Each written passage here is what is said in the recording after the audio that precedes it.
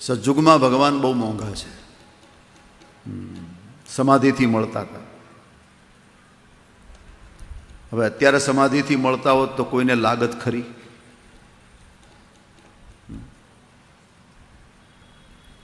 અત્યારે સમાધિ ક્યાંથી લાગે? જ્યાં નજર કરો ત્યાં લીલું પીળું દેખાય. હવે આંખને બળતરા થાય. જ્યાં નજર કરો ત્યાં નંબર વધી જાય. હવે આમાં સમાધિ લાગે ક્યાંથી? પણ પછી આમ થોડી ઘરાગી આમ ઘટી ગઈ ને એટલે ત્રેતા યુગ આવ્યો.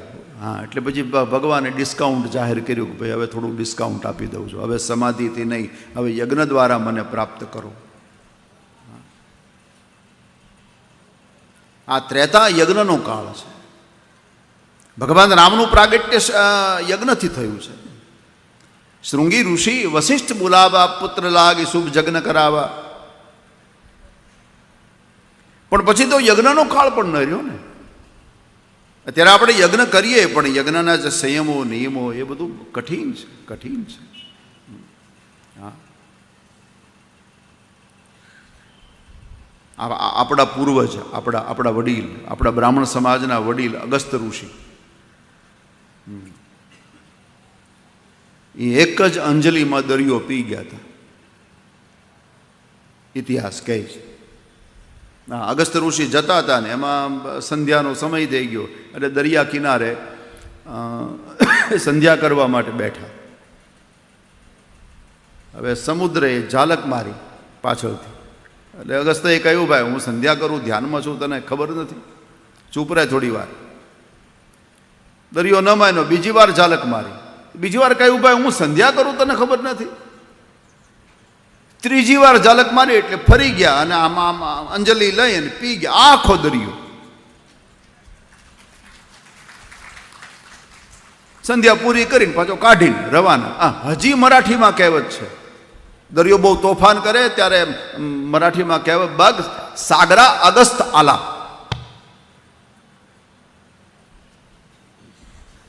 હવે આપણા પૂર્વજ આખો દરિયો પી ગયા હતા અને આપણાથી અત્યારે 2 ગ્લાસ પાણી પીવાતું નથી.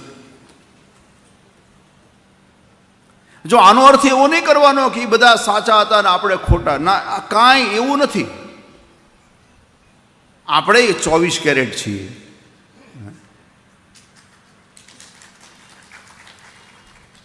પણ અત્યારે એ સમય નથી.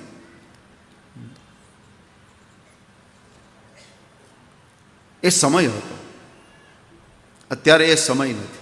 અત્યારે કોઈ આપણને એમ કે દરિયો પી જાવ તો પીવાય નહીં. એટલે એ યજ્ઞનો કાળ એ પૂરો. પછી દ્વાપર આવ્યો.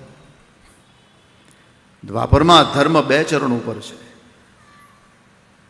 અને એટલા માટે પછી યજ્ઞ પણ એ સામર્થ્ય ન રહ્યું એટલે પછી યજન. સમાધિ, યજ્ઞ, યજન. યજન એટલે પૂજા, પૂજન. દ્વાપર પૂજાનો સમય છે. પણ દ્વાપર પૂરો થયો એટલે પૂજાનું પણ આપણામાં સામર્થ્ય ન રહ્યું. આપણે અત્યારે પૂજા કરીએ પણ હવે શાસ્ત્રની મર્યાદામાં લોઢાનો સિક્કો હાથમાં લઈ અને ભગવાનને મૂકે અને બ્રાહ્મણને બોલવું પડે, હિરણ્ય ગર્ભ ગર્ભસ્થમ એમ બીજમ વિભાવસો. વિધાન શું છે શાસ્ત્રનું? સોનાનો સિક્કો ભગવાનને ધરવો અને બ્રાહ્મણને બોલવું પણ પડે છે ને, હિરણ્ય ગર્ભ ગર્ભસ્થમ હેમ બીજમ, હેમ બીજમ અનંત પુણ્ય ફલદઃ અતઃ શાંતિ પ્રયચ્છમિ. અને અત્યારે કોઈ બ્રાહ્મણ શાસ્ત્રીય વિધાન કરવા જાય અને સત્યનારાયણની કથા હોય ને એમ કે 10-10 ગ્રામના 5 સોનાના સિક્કા પૂજાપામાં મગાવે તો એક લોટામાં પધરાવવા, એક આરતીમાં પધરાવવા, એક ગણેશજીની આગળ મૂકવો, એક સત્યનારાયણ ભગવાનની આગળ મૂકવો અને એક બ્રાહ્મણને દક્ષિણા. ખાલી 5 સિક્કા 10-10 ગ્રામના સોનાના લાવવાના. હા, એ બ્રાહ્મણને કોઈ બોલાવે ખરું?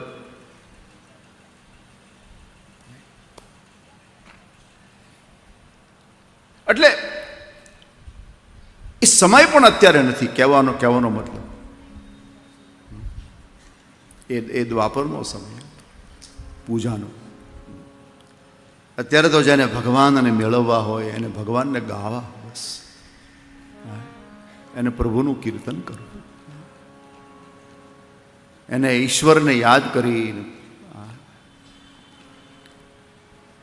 કલૌ કેશવ કીર્તના. આ કળિયુગનો સૌથી મોટો ગુણ છે. અવગુણ ઘણા છે, પણ આ સૌથી મોટો ગુણ કે ભગવાન સસ્તા છે.